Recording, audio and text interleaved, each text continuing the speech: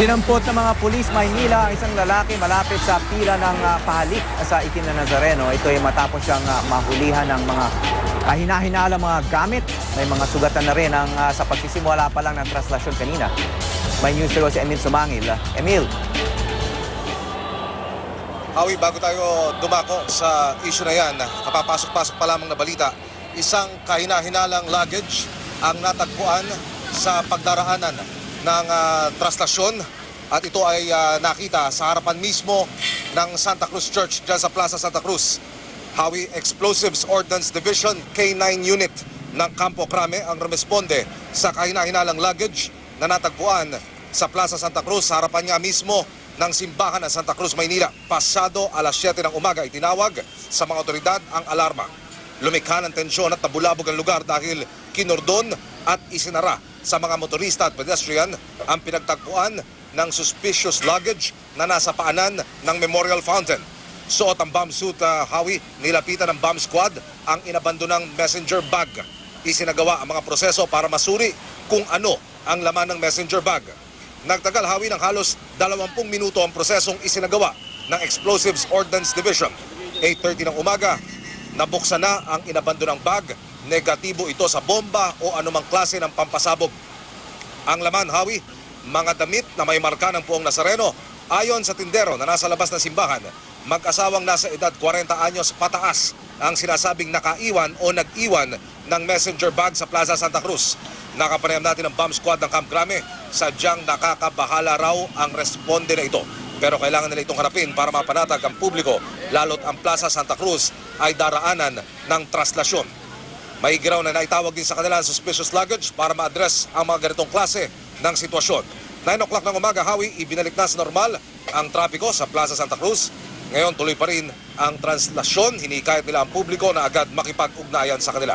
Samantala, Howie, 3 magpipinsang babaeng deboto ng mahal na Poong Itim na Nazareno ang kabilang sa listahan ng mga nasaktan sa patuloy na pag-usad ng andas ng mahal na Poong Itim na Nazareno ngayong umaga. Nagtamo ng bone fracture ang mga babae matapos na sinasabing mahulog sa kanilang pagtatangka na maakyat ang andas. Paglagpak sa semento, dito na raw naapakan pa ng ilang deboto ang magpipinsan. Isinugod na sila sa pagamutan.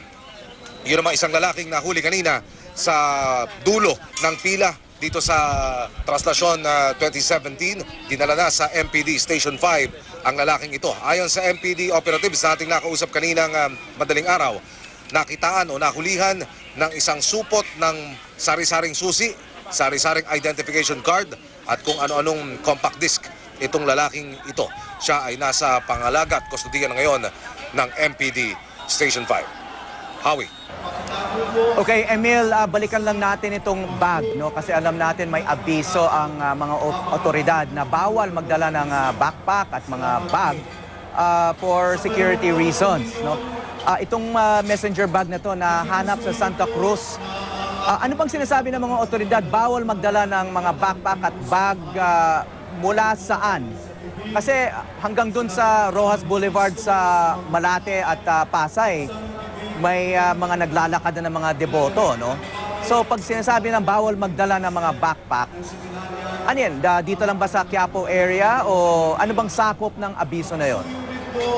Howie, mula nang umusad ang andas ng mahal na Poong Itim na Nazareno, kaninang umaga tayo ay nakabuntot na rito at katabi natin yung ilang operatiba ng Manila Police District. At sa ating monitoring, lumalabas na ipinagbabawal nila yung mga pagsusuot ng sombrero, lalo't kung ikaw ay nasa paligid nitong andas o ikaw ay nasa mismong traslasyon.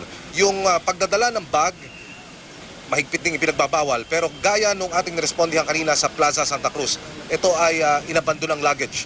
So malinaw sa ngayon, Howie, na ang pinagbabawal, bawal magsuot ng sombrero, bawal magdala ng bag, bawal mag-backpack, yung shoulder bag, bawal doon sa mga taong nasa paligid ng andas o yung susunod o yung kabilang sa traslasyon. Pero gaya nga ng aking nabanggit kanina, yung nasa Plaza Santa Cruz ay inabandonang luggage ito. Gayunpaman, Howie, nagpapasalamat pa rin ang Manila Police District, partikular itong bomb squad ng Campo Crame dahil kahit papano maagap daw na naitawag sa kanila yung responde at na-address ka agad yung sitwasyon at yung problema. Howie. Okay, kasi ang maaring nangyari dyan, nabalitaan itong kung sino man ang may-ari at nag-iwan ng bag na bawal magdala ng bag. Kaya baka inabandon yung bag dyan sa Plaza Santa Cruz dahil nga baka sila mahuli o baka hindi sila makapasok sa area kaya iniwan na lang doon. May abiso ba ng mga otoridad kung saan pwede mag-iwan ng mga bag na ipinagbabawal?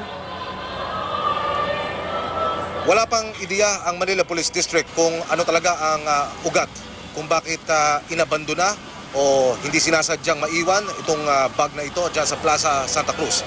Ang Manila Police District, yung kanilang mga police station ay nag-o-offer naman na kung kayo ay may mga dalang luggage at ito yung mga kunyari damit, maleta, ito'y pwedeng iwan sa kanilang istasyon at kunin na lamang pagkatapos na sumalang o maisagawa yung tradisyon ng panata. Pero Hawi, ang sinasabi ng Manila Police, paulit-ulit nung tayo ay nakasunod sa andas ng mahal na pong itim na Nazareno kanina, kung maaari yung pagsusuot ng sombrero. Yan ang kanilang partikular na nire-request doon sa mga deboto at yung mga sumusunod sa traslasyon. At ikalawa nga dyan, yung pagdadala ng backpack, yung pagdadala ng messenger bag at sling bag. Dahil ito raw ay for security reason. Okay, maraming salamat, Emil Sumangil.